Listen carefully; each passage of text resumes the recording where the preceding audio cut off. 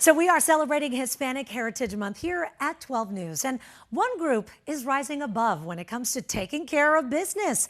Latinas are becoming drivers of the local and national economy. And we're diving into the numbers that prove it.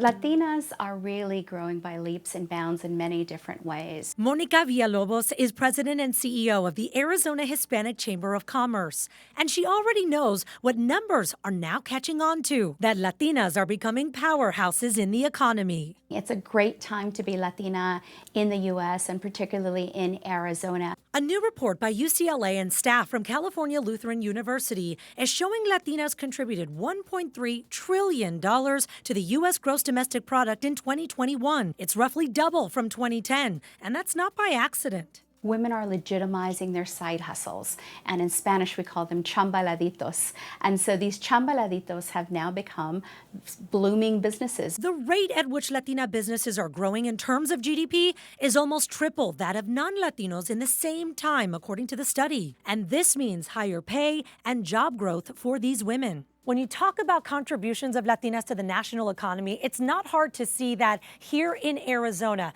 at places like this, Victoria Imports. Brenda Perez is owner of this store that specializes in Mexican items with locations at Arizona Mills and Desert Sky Mall, which is where we met up. My parents started at the Swamis. They opened at Mercado de los Cielos. As the oldest, she has always helped her parents with the official business side of things, even to this day. I'm the one who helps translate papers. There are times when I'm the one who goes with my father and mother to get permits. Something she loves about running her own business? Being able to be a lot more time with my family, especially with my little niece that I have here. Little Amelia's rocking one of the items Perez sells at the store. She says it's a little piece of Mexico for the whole family. We also have blouses.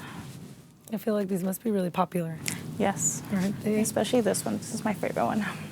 She works with the Arizona Hispanic Chamber of Commerce and takes them up on resources offered, like recent help with finances. A coach had to be able to come by and do a one-on-one, and we were able to get our questions answered pretty quick.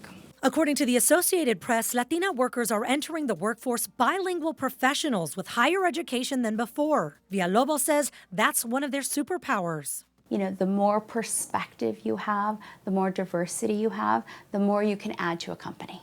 And while the new report does show major growth, the fact is there is still much work to be done. Latinas are still making about 55 cents to every white man's dollar. That's for the same work. It's one of the largest pay gaps of any group. But Villalobos is optimistic still. Things are moving in the right direction. It's almost this domino effect where the workforce is an incubator for Latinas to start their own businesses and then be able to grow and thrive them.